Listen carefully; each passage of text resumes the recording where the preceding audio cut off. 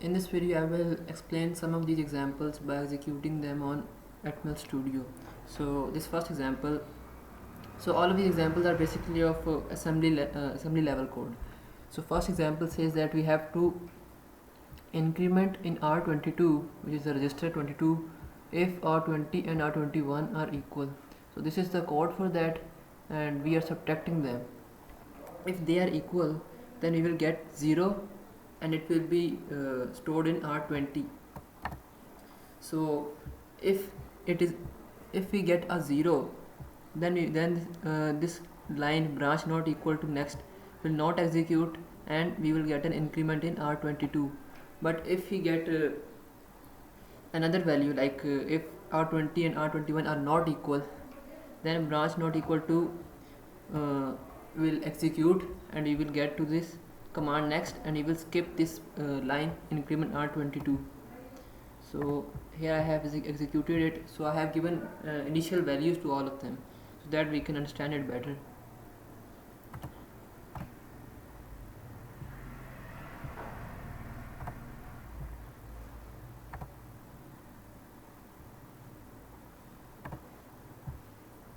So now here are our values of registers. First I have stored R10 in R20 and 10 in R21. So they both are equal, so that now this line will not execute and we will get an increment in R22. And R22 is basically set to 4. Now stepwise you can see at first A is stored in R20, which is equal to 10 in hex. Then A is stored in R21 and 4 is stored in R22. After that, after subtraction, 0 is stored in R20. When we get a 0, this branch not equal to command does not execute. So when it does not execute, we will see an increment in R22. Here you can see R22 has changed from 4 to 5. So this is how this command branch not equal to works. If we get a 0, then it will not work, but if we get any other number, then it will execute and we will jump straight to the variable written next to it. Now in the second example, if we get a carry, then this command brcc will make it jump to L1.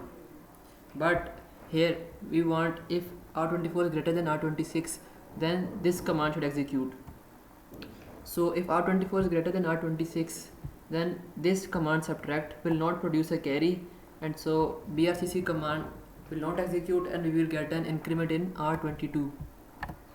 So here you can see R24 is greater than R26, and then I have initialized R22 with 1. So R22 should increment to 2. So here you can see R22 is 2, so that it has not jumped from here to this line because the carry was not equal to 1. So we have incremented in R22 when R24 was greater than R26.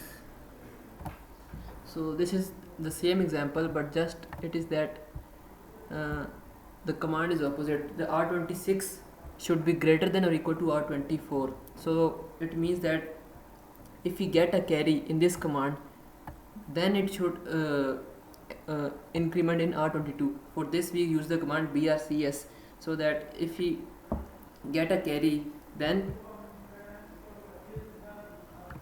so here basically if R26 is greater than R24, then the subtract command will produce R26 minus R24 and it will store it to R26, which won't produce a carry. So when we don't get a carry, then this command won't execute and we will get an increment in R22. For example, if we get a carry, then this command will execute and we will jump to L1. So actually I think I have just said the opposite in this case. Actually this is R26 minus R24. So if a carry is produced here, it will be opposite to that happened over here. Now here is the code for that. Now we will see R26 is greater than R24. now we have used the brcs command.